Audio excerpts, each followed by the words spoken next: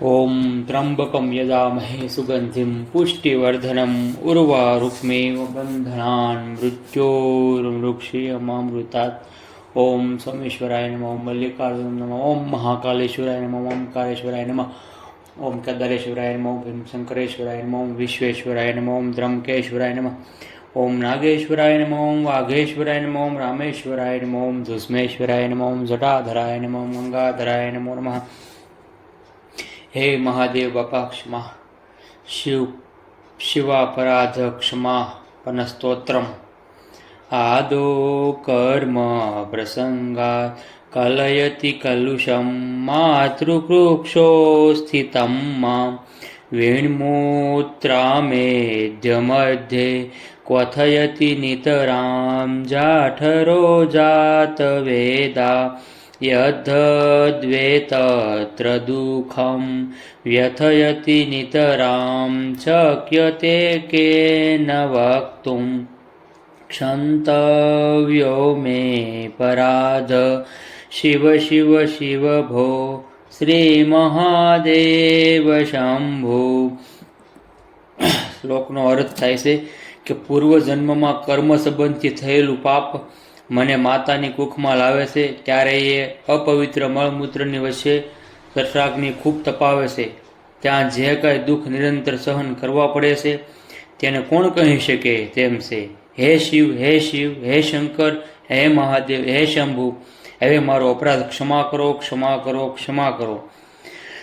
બાલ્યે દુઃખાતિરેકો મલલુલિતવપુ સ્તન્યપાને પિપાસા નો શક્તચ્છેન્દ્રિયેભ્યો ભવગુણજનિતા જંતવો માતુદંતે નાનારોગાદિદુઃખા તુદન પરવશ શંકરં ન સ્મરામિ क्षान्तव्यो मे पराध शिव शिव शिव भो श्री महादेव शंभु।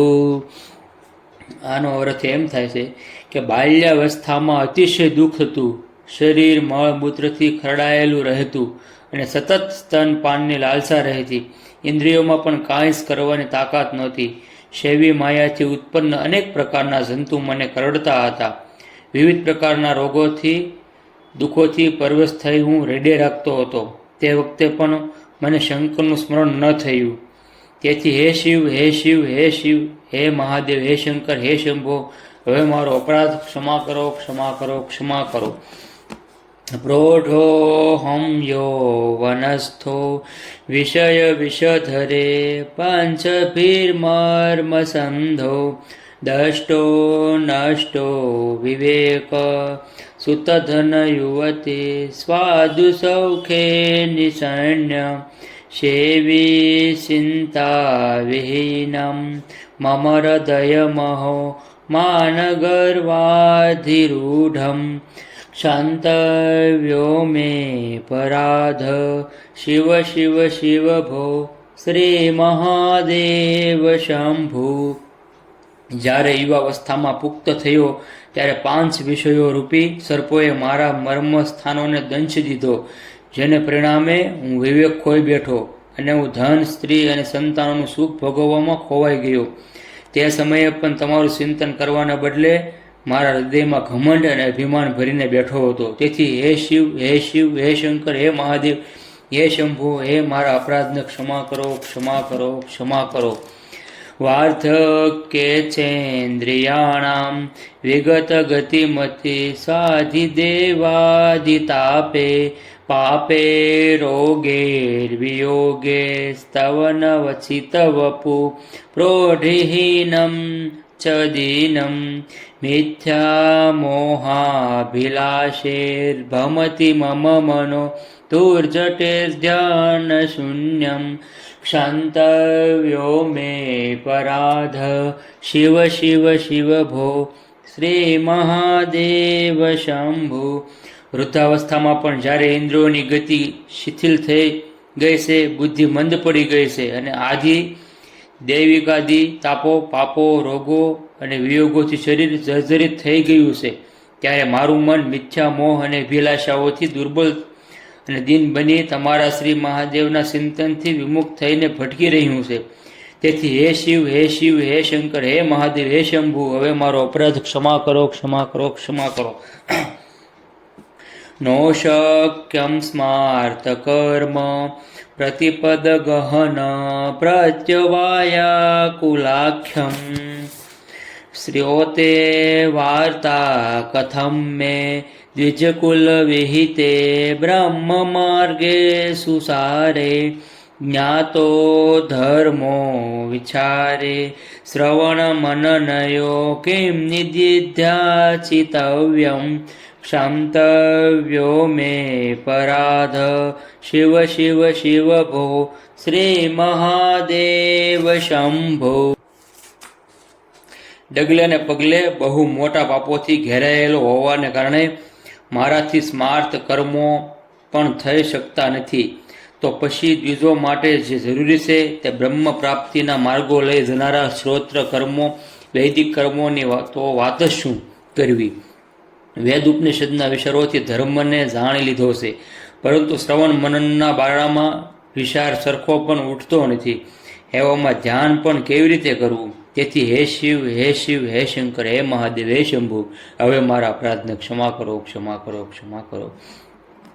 સ્નાત્વા પ્રત્યુચ કાલે સ્નપન વિધિ વિધો નાહ્યતમ ગાંગતોયમ પૂજાર્થમ વા કદાચિદ બહુતર ગહનાત ખંડ બિલ્વેદલાની નાની તાપદ્મમાલા સરસી વિકસિતા ગંધ પુષ્પે ત્વદર્થમ ક્ષાંતવ્યો મે પરાધ શિવ શિવ શિવ ભો શ્રી મહાદેવ શંભુ.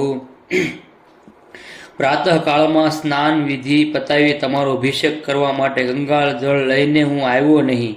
ન તો ક્યારેય તમારી પૂજા માટે જંગલમાંથી બિલીપત્ર લાવ્યો કે ન તળાવમાંથી ખીલેલા કમળોની માળા તથા ગંધ પુષ્પો લાવી તમને અર્પણ કર્યા. તેથી હે શિવ, હે શિવ, હે શંકર, હે મહાદેવ, મારા અપરાધને ક્ષમા કરો, ક્ષમા કરો, ક્ષમા કરો.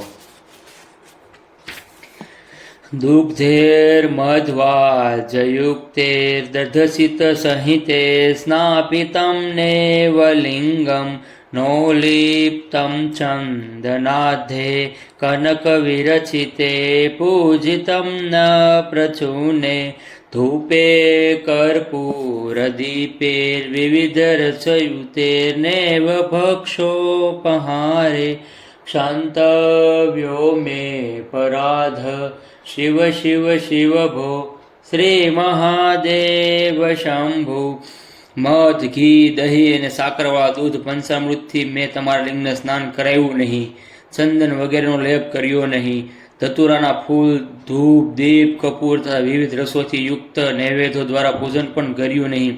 તેથી હે શિવ, હે શિવ, હે શંકર, હે મહાદેવ, હે શંભુ, હવે મારો અપરાધ ક્ષમા કરો, ક્ષમા કરો, ક્ષમા કરો. ધ્યાત્વા ચિતે શિવાખ્યમ પ્રચુરતરધનમ નેવ દત્તમ દ્વિજેભ્યો હવ્યમ તે લક્ષ્ય સંખ્યે હુતવઃ વદને નાર્પિતમ બીજ મંત્રે નોતપ્તમ ગાંગતીરે વ્રત જપ નિયમે રુદ્ર જાપે ન વેદે ક્ષાંતવ્યો મે પરાધ શિવ શિવ શિવ ભો શ્રી મહાદેવ શંભુ. મેં શીતમાં આપના શિવ નામનું સ્મરણ કરીને બ્રાહ્મણોને ખૂબ ધન ન આપ્યું, ન તો આપના 1,00,000 બીજ મંત્રો દ્વારા અગ્નિમાં આહુતિઓ આપી, અને વ્રત તથા જપના નિયમથી રુદ્ર જાપ અને વેદ વિધિપૂર્વક ગંગા તટ પર કોઈ સાધના પણ કરી નહીં. તેથી હે શિવ, હે શિવ, હે શંકર, હે મહાદેવ, હે શંભુ, હવે મારો અપરાધ ક્ષમા કરો, ક્ષમા કરો, ક્ષમા કરો.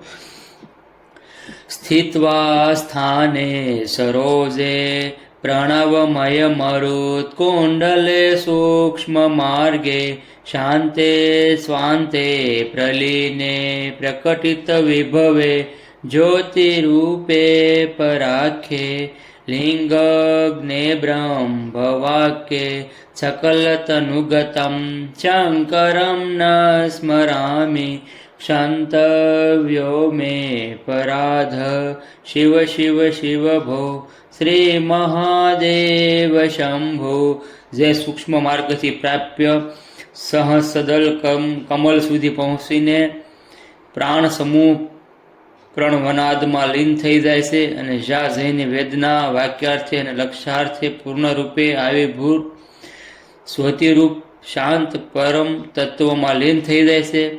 એ કમલમાં સ્થિર થઈ હું સર્વાત યાર્મી અને કલ્યાણકારી એવા આપનું હું સ્મરણ કરતો નથી. તેથી હે શિવ, હે શિવ, હે શંકર, હે મહાદેવ, હે શંભુ, હવે મારા અપરાધને ક્ષમા કરો, ક્ષમા કરો, ક્ષમા કરો.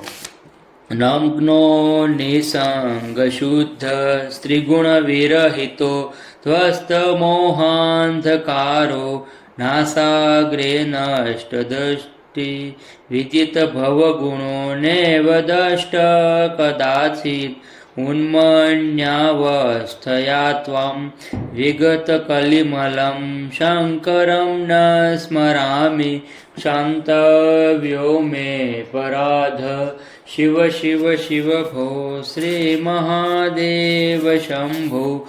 હે દિગંબર નિસંગ શુદ્ધ ત્રિગુણાતીત થઈ મોહરૂપી અંધકારનો નાશ કરી અને નાસિકાના અગ્રભાગમાં દ્રષ્ટિ સ્થિર કરી મેં તમે શંકરના ગુણોથી જાણી ક્યારેય તમારા દર્શન કર્યા નહીં.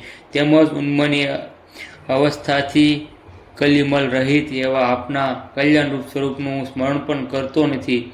તેથી હે શિવ, હે મહાદેવ, હે શિવ, હે શંકર, શંભુ, હવે મારો અપરાધ ક્ષમા કરો, ક્ષમા કરો, ક્ષમા કરો.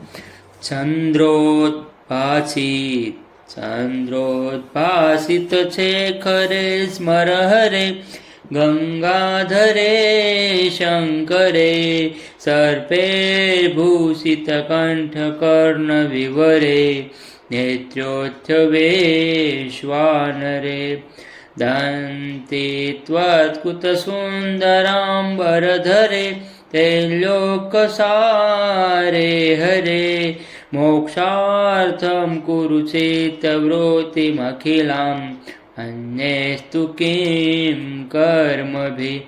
જેના મસ્તક પર ચંદ્ર શોભાયમાન છે, જેણે કામદેવને ભસ્મ કરેલો છે, જે ગંગાધર છે, કલ્યાણ સ્વરૂપ છે, સર્પોથી જેના કાન અને કંઠ વિભૂષિત છે, જેના નેત્રોમાંથી અગ્નિ પ્રગટે છે, હાથીના ચામડા અને જેમણે સુંદર વસ્ત્રની જેમ ધારણ કરેલું છે, જે ત્રણેય લોકોનો સાર છે, જે શિવમાં મોક્ષાર્થે પોતાના સર્વ ચિત્ત વૃત્તિઓને લગાડી દે, બીજા કર્મોની શું જરૂર છે?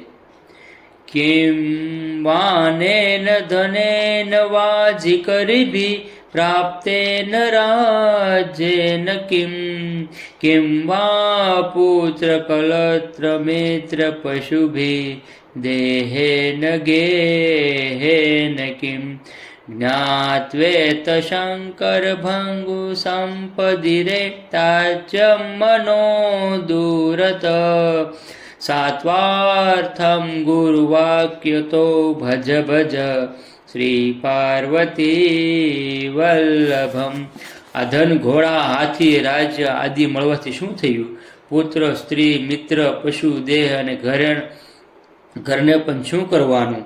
આ બધું ક્ષણ ભંગુર છે એમ સમજીને હે મન, તું દૂરથી તેને ત્યજી દે અને આત્માનું ભાવ માટે ગુરુ વસનનું સાર પાર્વતી વલ્લભનું શ્રી શંકરનું ભજન કર.